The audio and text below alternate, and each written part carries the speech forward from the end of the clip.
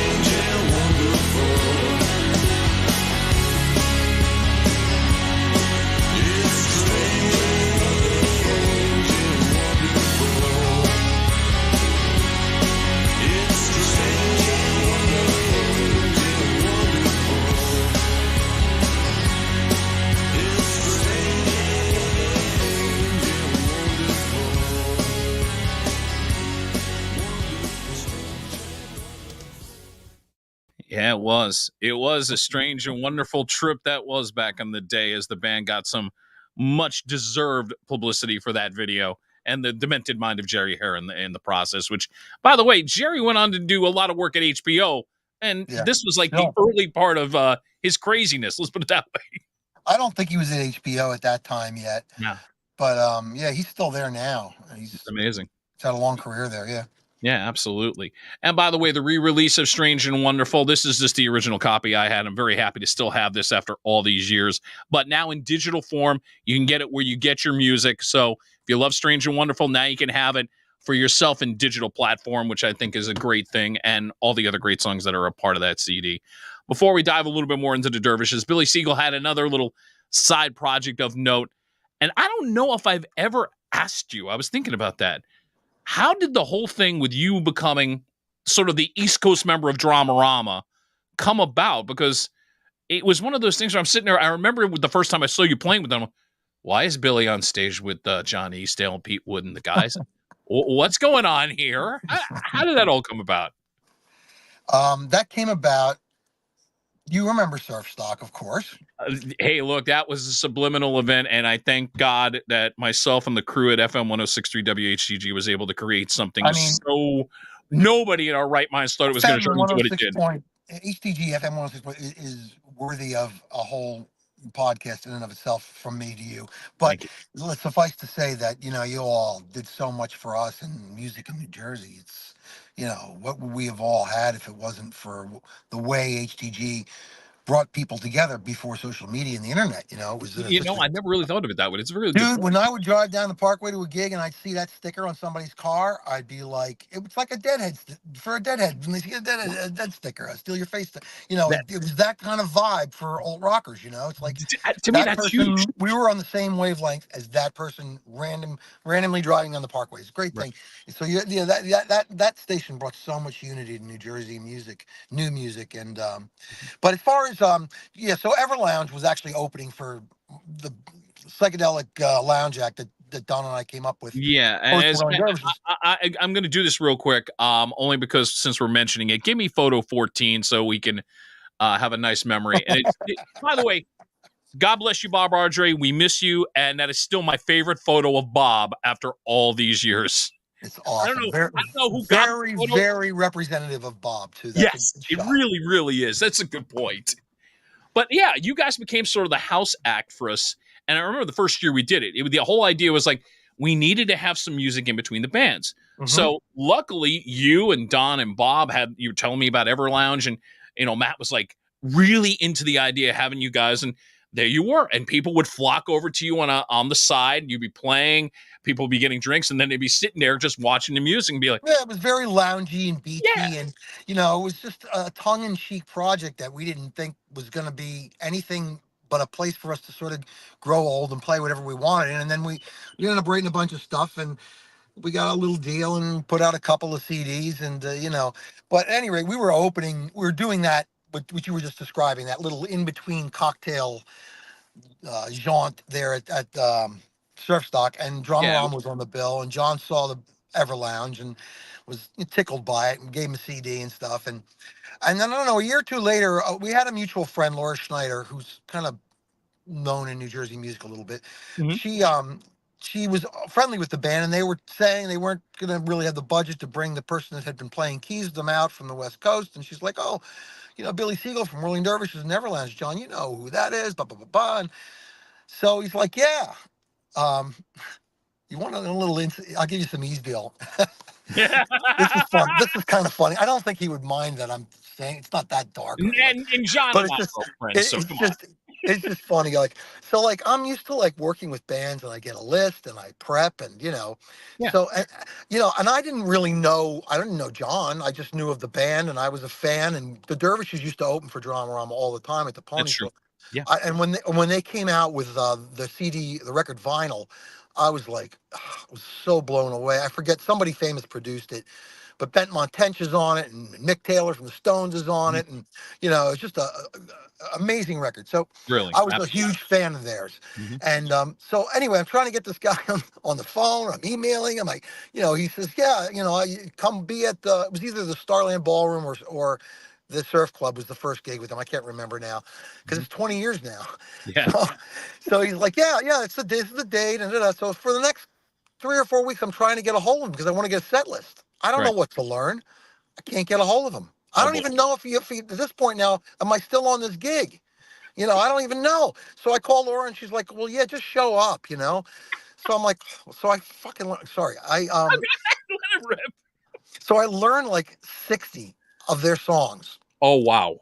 Yeah, I mean, and fortunately, there's songs if you're a musician, it's Dylan-esque in a way, you kind of know where the chords are going to go, and there's no diminished or augmented or anything besides maybe major, minor chords. So, but And I got up there to learn 60 songs. I'm gonna tell you something, Rob. There's probably 10 songs that were played that night. I didn't know them. Oh no. Still didn't know 'em. And to this day, I never get a set list for a Dramarama gig. It's 20 years. I've never, unless he's bringing out like an alternate guitar player, there's Right. never a set list. He liked the idea when Laura pitched him on me. He liked the idea that I was playing a bunch of Dead, and I Uh-huh. was willing to kind of go in any direction. And I never put pressure on him either. Like, I don't care, play whatever you want. I'll find my way. And that's kind of the way I've rolled with them. And I have a really, really wonderful time with those guys. They're great characters, and their music is. I love their music. It's brilliant. It's funny. It's poppy. It's punkish. It's Bowie-ish. It's Stones. It's Replacements. It's all that in a blender for me, and it's awesome. I think it sends more of a message to me about photo number 8 than ever before. I think it's photo 8. Try that, Christian. Yeah, because I'm sitting there's John, there's you, and it's like I get it now. It's sort of like, okay, we're improvising here. Just follow my lead, and you're just gonna go. Yeah, no John problem. this dude just starts playing some shit. You don't even know what he starts playing in the guitar. It's like, okay, that's what he's playing. All right, but all the guys, they all know. I don't know how they do it, but those guys are so in tune with each other. John can play. Not even play. I don't know how they know. They know what the song's gonna be, And Right. so yeah, they're amazing. They're a really fun band, fun bunch of guys. But And that's how that came. That's how that came about. yeah, it's Budgetary funny. need. I thought it had something to do with. I wasn't 100% sure, so I'm glad I asked that question. Is one I've been wanting to ask for so many damn years too. And speaking of Pete, I think photo number 4, Christian, is to get that up because Pete Wood, and there it is, boy. Joey Harrison Surf Club. So it's got to be the very beginning. It's got to be. And that's a Pinfield T-shirt on underneath there, by the way. When Matt came out with his record, like I forget what it was. Is that Naughty Mind, the one you did with the Nirvana baby? Yes. Yeah. Yes, that's that T-shirt. I recognize it. That T-shirt is now infamous. Any one of the Matt T-shirts, if you can get your hands, especially the one I love, the Red Hot Chili Pinfields. The 4 heads and the top. Oh my god! Funny fucker, man. Matt, if you're watching, we love you to death. We hope you get back to Jersey soon. I know he's busy with everything he's got going on over there in the West Coast, so all good stuff with him. So obviously, when Dramarama comes back, Billy will probably be doing keys if they're back in Jersey. So gotta love it. So it's been this I've had this part-time gig for the last 20 plus years with this pretty damn good band out of New Jersey / California. So. I'll take them. I'll take them as they come. Those are exciting gigs. I love them. Absolutely. Billy Siegel's here on the A Game. Now, normally I'd be doing random shots. I'd be coming up with random questions, but I think it's more appropriate at this point that we salute our fallen Bob Ardrey, who was a great friend to me, to the band, and made quite an impact on the Jersey music scene. We lost him too soon. And there's no doubt when we all come together, if you come out this Saturday to the break in Asbury Park, please come out, have a drink with us, enjoy the music, especially when you got the Dervishes playing. PK Lavengood, thank you for stepping in for Bob Ardrey as you do this. And we'll have a couple of tears, a lot of laughs, and salute. Salute to Bob, without a doubt. Yeah, man. And that went down smooth. I'm very happy about that. He's watching over me. He knows how I am. He knows. Absolutely. Yeah, but Bob, I mean, obviously it's hard to pinpoint certain things, but I'm going to start with Everlounge because we pulled out that photo earlier. What's Surf Stock sort of the fun memories when you think of Bob? Because I remember him just having the most fun. Excuse me, the most fun. I mean, he loved doing the dervish. You can tell the bourbon went down really good there. Ooh, I can smell that bourbon. All right. Great. Lovely. No, but seriously, because of the fact he was always good in the dervishes, we know this, but it seemed like with Everlounge, he just was this, he became more animated to me. Am I wrong to say that?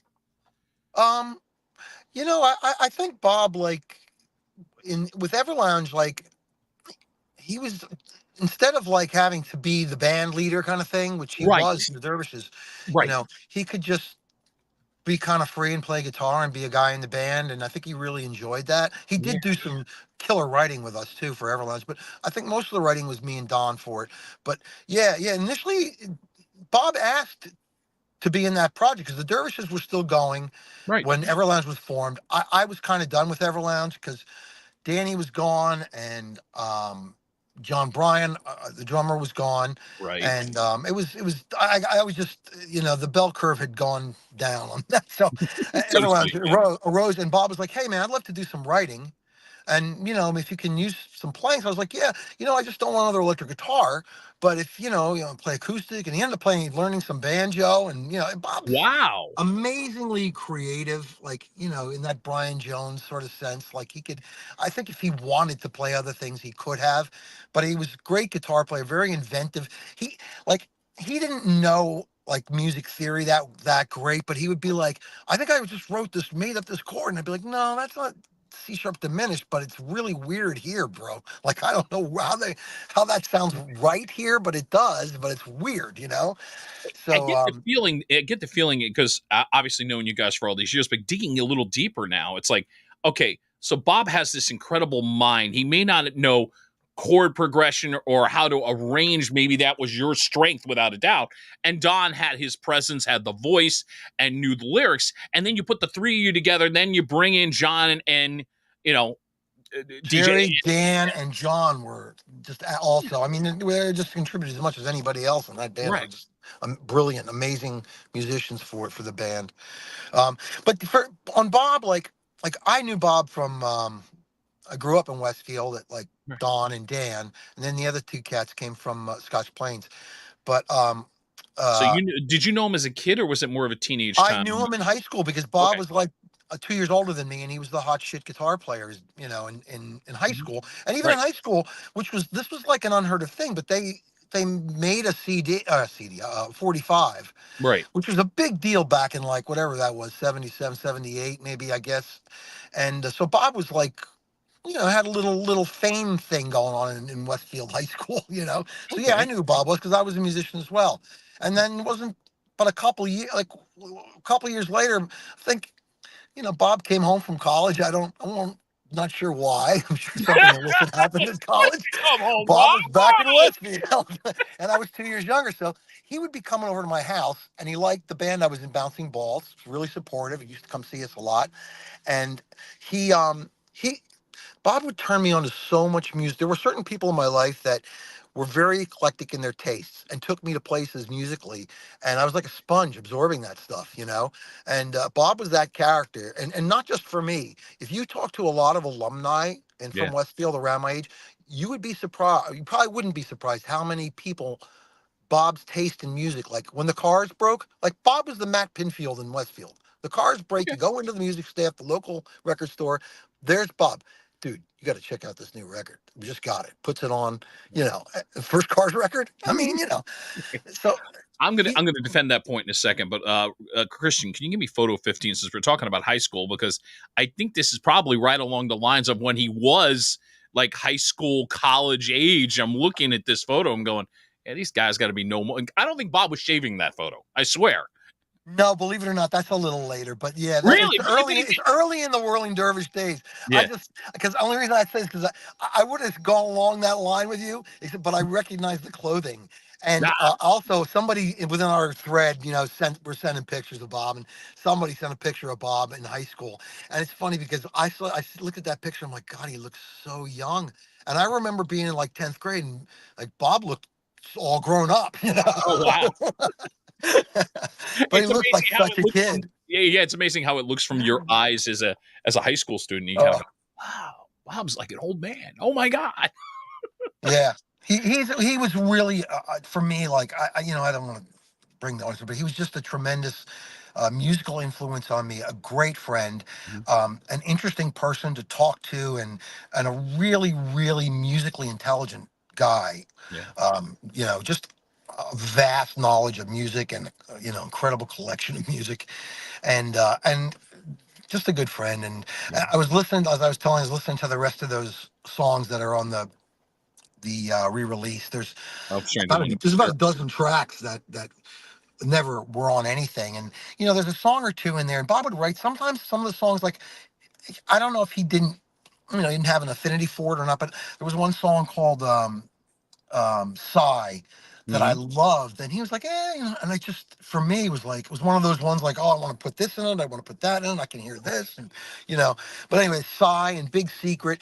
And I was listening today and I welled up, man, just hearing Bob's How could you not? playing his backups and how much, he drove that band. And, it was just, yeah. I highly recommend listening to some of those tracks for people that used to come out and see us that were fans. Cause you'll recognize them because we used to play them.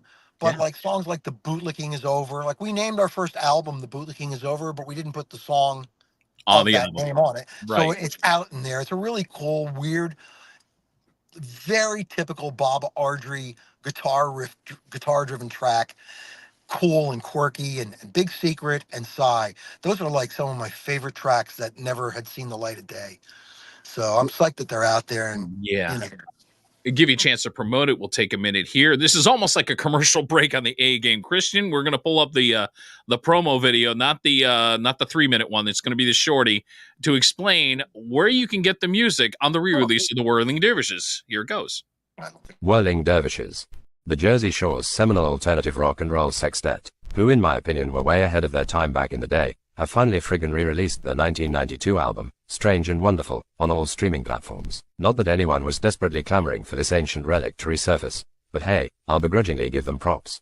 They've miraculously decided to grace us with these forgotten 80s and 90s bangers a cool 32 years later. So yeah, it's about time this musical fossil saw the light of day again. Although let's face it, I'm probably the lone soul who actually gives an actual fuck. Strange and wonderful, like it's royal parties, baby. Strange and wonderful.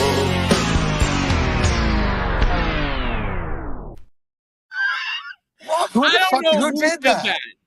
That's awesome. I never saw that. Oh, you didn't see that? Okay, so No. by the way, if you're following the Whirling Dervishes on Facebook, they have posted this to promote this. I don't know who did it, but to Don Dazzle, Jerry must have done it. yeah, of course, Jerry Hare. Yeah, I'm telling you, he's Wile E. Coyote, super genius. I swear. Yeah, for sure. It must have been. Yeah. That was really funny.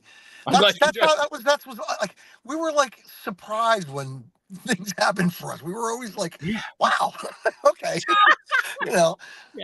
I want to defend your point of something you were talking about with Bob. I want to share this story with you because this story goes with me when I was working at 106.3 HDG, which was 9 of the craziest years of my life, without a doubt. When I first met Bob, it wasn't because of the Whirling Dervishes. Bob was working for a record label called Continuum Records out of New Jersey. You remember that? Yep, Okay. Branford, New Jersey. Yep. Yeah, exactly. Now, to give you an idea of Bob's ears, because I always thought he had incredible ears, like you were saying, hey, you got to listen to this. Yeah. He has this artist, which is on the Continuum label. Now, he releases the album. It's called The Polyfuse Method. So the guy's got a sense of humor, like Hair Club for Men, The Polyfuse Method. Oh, okay, fine. Very funny. And Bob immediately says, look, there's nothing really here that can go on the radio. But I'm telling you right now, within 5 years, this guy is going to be huge. Not only was Bob incredibly right, by the way, the guy we're talking about is Kid Rock. Yeah. Who after that Another release, Bob. another Bob, yes, exactly. Literally after that release, Continuum loses him to Lava Atlantic Records. Yes. And he was at, but that says something. Bob always had the ears to just know when something was great. And our conversations literally ran from life to music to baseball. That was another one of Bob's passions. You're on it, man. Yeah. No, I that's the part I'm going to miss. I mean, we didn't talk as much the last few years, but those are the memories where it's like once a month it'd be like, hey, and we're on the phone for at least an hour and a half. That's what you got to keep in your head too, man. That's the good stuff. Absolutely. And speaking of good stuff, that wasn't even the surprise video I had for you. Now, this one that I'm pulling up, I got to give Don props for this. I wasn't sure if I was going to play it, but I will set this up a little bit. I want you to go back about 30 years ago. The Whirling Dervishes are always going to be forever linked to FM 106.3 WHGG, so much so that you talk about Everlounge with all the surf stocks, but also the Snowball, which is done at the Count Basie Theater in Red Bank. And the first year they did it, the incredible ovation. The minute we said, they're a mean one, Mr. Grinch, the place went nuts. And, of course, Don, with the Christmas cloak on, still one of my favorite memories of the band, without a doubt. But this is what happened when Jerry Hare has a camera and is backstage with the Dervishes. Mind you, this is 30 years ago. I'm going to be more embarrassed than Billy's going to be. Christian, fire when ready. third floor. All the way upstairs. Hospitality room? Well, we have Dressing room. every. What's the extra hospitality room? Do you know? In case you didn't get dressing room. No, not the dressing Oh, room. you mean the Another The hospitality yeah? That's all the way out Yes. for guests, for people that can't come down here. All the way out to the entranceway of the theater. Up stairs. What you got there, Steve? That side of the theater. It's a room in the back there. What's happening with that salad there, dude? Yeah. You want All that? the way out. I'm strong, man. You can go back and get some more. No, you can't. Can't. I already asked her. What? Take all you want. Eat all you take. Can't get second. Kelly? Yeah? I stole a roll. What? I stole a roll. Oh. I'm sorry. This is a very boring video. And how many people are here when we play? Yeah. That's what Hello, what you're about to see is a documentary film about 6 gentlemen from Westfield. We don't know why they are here, but they're doing something for a good cause. And we'll just leave it at that! Yeah, who's this? You know what? I need to know what this is benefiting. Surf Rider You Foundation. got nothing to fucking say about what he So for said. a benefit for a bunch You? of surfers. What is Surf What are we Rider? talking about? They're responsible for clean ocean action. What are we keeping the beaches talking about? clean. Rob, what were you just talking about? Do your intro again. Oh, I'm doing this shtick again? Okay, take 2. Ladies and gentlemen, what you're about to see is a documentary. The persons involved in this documentary are real people. They are not actors or actresses. They are in a band. Okay, that's enough. All right. We have no makeup on as we speak to you. Who cares? I wish I could fart. Don does. No, Don already has makeup on. Going for that Close up. nose Make hair me feel it, close baby. up. Make me feel it, baby. Yeah, right? Imagine I didn't. Pout for me. Pout Is for there me. any notes? I gotta. Do I get the feeling this is going to wind up in a video? Yeah. No, all right. So who's the MC tonight? Matt and myself. No nose hairs, but there was a got Bob booger. Barker. Yeah, I'm pretty good. I got a Santa hat to put on in about a few minutes. Rob, you're wearing red. Yes. Oh, those Now I have to get a shot of me. Documentary. How much are they? I'll grab you one. I gotta go to bed. Benford's been like guarding them like they were like Fort Knox. Hey Rob, how much are the T-shirts? On sale. Okay. Actually, I'd like one of them too. Yeah. It's called. What I'm gonna do is I'm gonna pick Bill up. Bill, you need it up there. I'm gonna grab the Go box. stuck in each other's cocks in here. Hell with this. Come on, baby. Come on. Come on. Suck it. Come on, baby. He matter-of-factly said. So where's this other hospital? In this pornographic documentary, we bring you the star of our film, Michael Douglas. Come on, baby. Suck it. Come on. I'm a movie star. Come on. He could have had Demi Moore. He could have had. Terrible article. Who was that? Michael Douglas. Yeah, who else could he have had? Look at this picture. Hello. Yeah. Wait, I don't want to see See that? Michael did the woman, she turned to stone. I mean, this is not good. Sharon Stone. No. That's it. I'm That's a more riot. embarrassed by that. I mean, it is a riot. 30 years ago, about the only difference right now is, I basically, what was I thinking with the hair and the facial hair? And by the way, Christian Cordes, who, God bless him, engineers most of my, is dying laughing in the back. I don't blame him. That was funny, man. You had the mullet going, bro. The serious mullet. I am taking the fifth on that as I'm pleading temporary insanity. Yes, I had a mullet. God help me, I did. Christian, You were not free to- alone. You were in Yeah, good I know, company but in I'm those days. I don't, Christian, if you feel free, you want to say something, go right ahead. I deserve whatever's going. No, he's just, I'm saving that for he's saving that for later. Oh, great. Oh, yeah. There's a firestorm brewing. my new Christmas cards. He now knows his new Christmas card. He said, "Oh, great. Thanks a lot." That's all right, man. I That thank is God for that. funny. I when he sent that to me, Billy, I was just like That is flabbergasted. right. It is, but it's great because we got to see a little bit of you, a little bit of Bob, a little bit of everybody, and everybody. Even our manager Greg and our sound man Break Bruce. for Pantria, yeah. I'm sure. Bruce, the blonde-haired cat, Bruce. That's okay.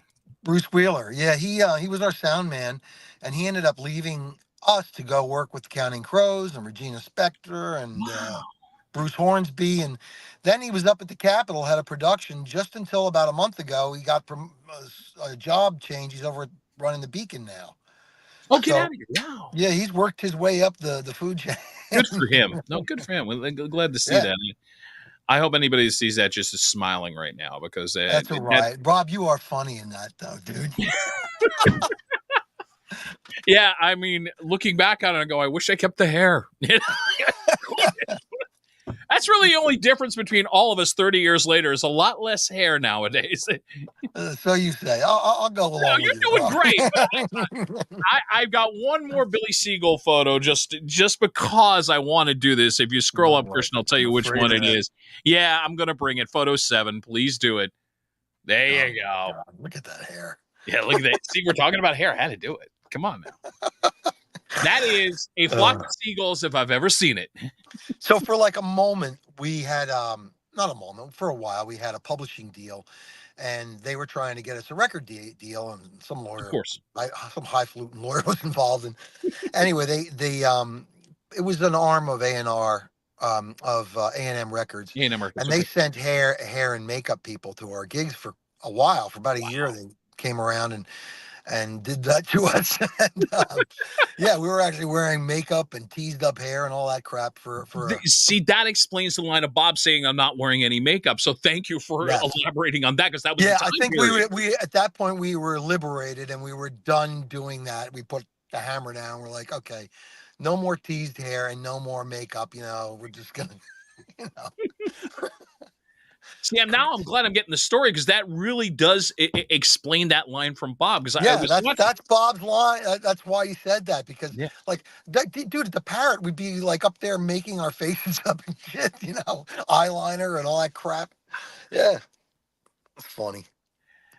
I mean, when you play on Saturday, I mean, is there going to be a moment where you're going to sit there and go, I know you well enough to know there's going to be a little bit of a lump in your throat at one point. And I know when I go up on stage and introduce you guys for the umpteenth time, which I'm proud to do, there's going to be that moment where we're all going to be like, yeah, a couple tears. For sure. Yeah. For sure. How It's could it been, not be? I mean, I'm a little bit of a sensitive individual. So, I've had a lot of moments in the past couple weeks now of, inner thoughts about Bob and the past, and listening to this music, preparing again, like, it's hard for me to not get choked up about it, because he was really a very close friend and a big influence on me.